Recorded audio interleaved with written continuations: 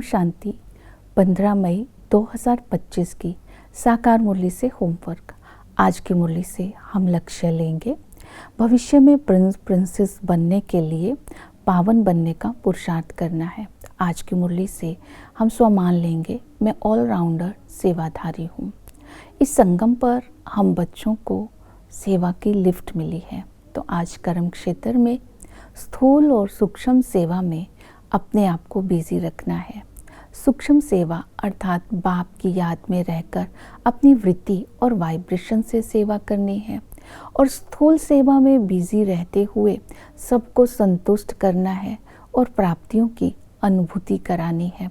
तो इस तरह जब हम स्थूल और सूक्ष्म सेवा में अपने आप को बिजी रखेंगे तो हमसे कोई भी कर्म नहीं होगा, आत्मा पावन बनती जाएगी। आज की मुरली से जो प्रैक्टिकल में होमवर्क रहेगा, हम किसी के जो विकारी संस्कार हैं, जो कमियां हैं, उसको नहीं देखेंगे, अर्थात शूद्रपने के संस्कारों को आज देखते हुए भी नहीं देखेंगे, ना चिंतन करेंगे, ना वर्णन करेंगे।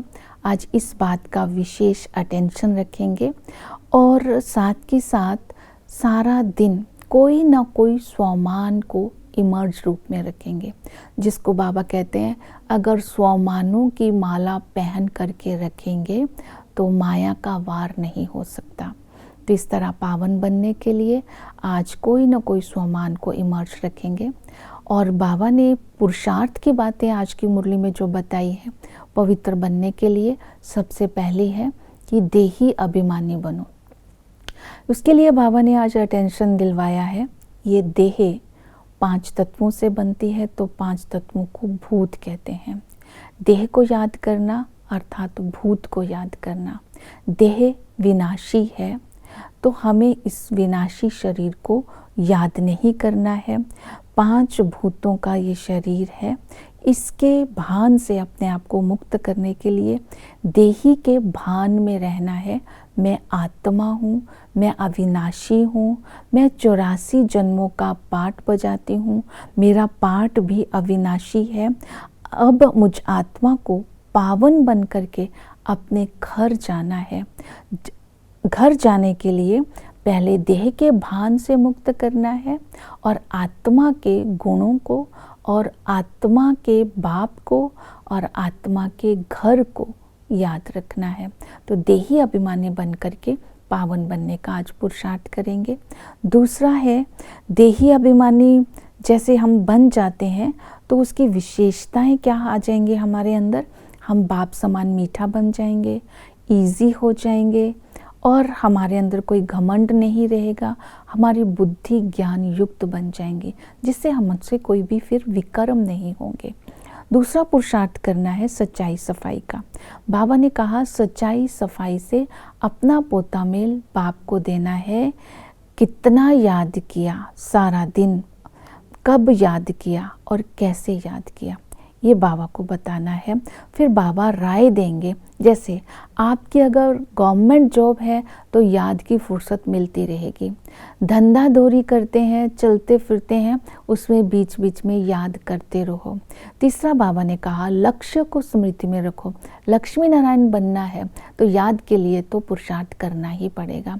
तो बाबा युक्तियाँ बताएंगे कैसे बाप को याद करना है, अगर बाप के साथ सच्चाई सफाई से अपना पोता मिल देंगे।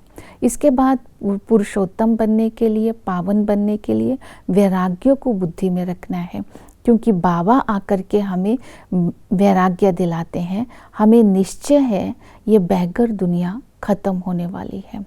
अभी हम बच्चों को बाबा स्मृति दिलाते हैं, तुम्हें खुशी है कि हम ये शरीर को छोड़कर प्रिंस प्रिंसेस बनने वाले हैं।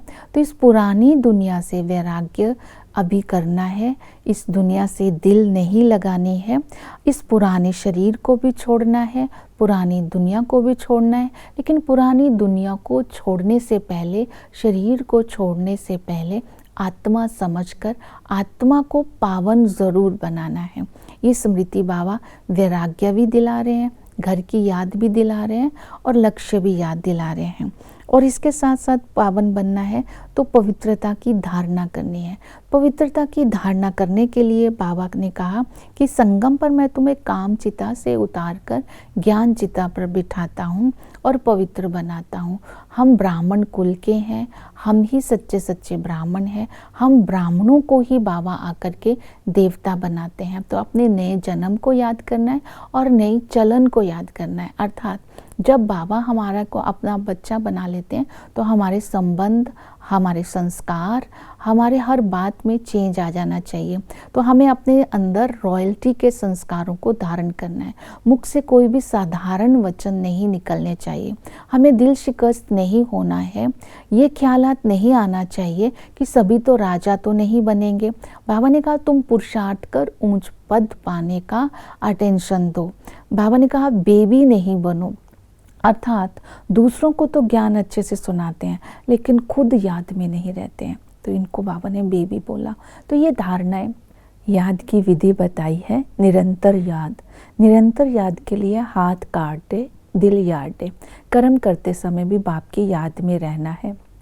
दूसरी विधि बताई है, अमृत वेले उठकर जैसे जल्दी सो जाओ तो 2-3 बजे उठकर आराम से बैठ करके बाबा ने कहा कि बाबा के साथ मीठी मीठी बातें करो और वर्ल्ड की हिस्ट्री ज्योग्राफी को याद करो। जैसे हम आदि में जब थे तो सतो प्रधान थे, आदि में देहभान नहीं था, आत्मा जो पवित्र थी, सुख था, किसी प्रकार का दुख नहीं था। जैसे ही मध्य में आते हैं तो मध्य में आने से शरीर भी पुराने हो गए, दुनिया भी पुरानी होगी, देहभान भी आ गया, विकारों के कारण आत्मा दुखी होगी। अंत में बाबा आकर के स्मृति दिलाते हैं कि ये संगम युग है, तुम ही पवित्र बनते हो, तुम ही ब्राह्मण बनते हो, तुम ही देवता बनते हो। तो हमें पुरुषोत्तम बनने का पुरुषार्थ कराते हैं। तो इस तरह याद के लिए बाबा से संबंधों का अनुभव करते रहना है। पिता के संबंध से विश्व की बादशाही मिलती है। टीचर बनकर के राजयोग सिखाते हैं, जिससे त्रिनेत्री, त्रिकालदर्शी, त्रिलोकीनाथ बन जाते हैं। जैसे हम याद करते रहेंगे, बुद्धि ज्ञान युक्त होती जाएगी। हम अविनाशी जो ज्ञान को जीवन में धारण करेंगे तो भविष्य में ऊंच पद पाएंगे। वो सतगुरु आकर सर्व की सद्गति करते हैं, हमें मुक्ति, जीवन मुक्ति देते हैं। इसलिए गायन है, सेकंड में जीवन मुक्ति मिलती है। तो इसी सतगुरु की याद से स्वयं को बंधनों से मुक्त करना है। ओम शांति।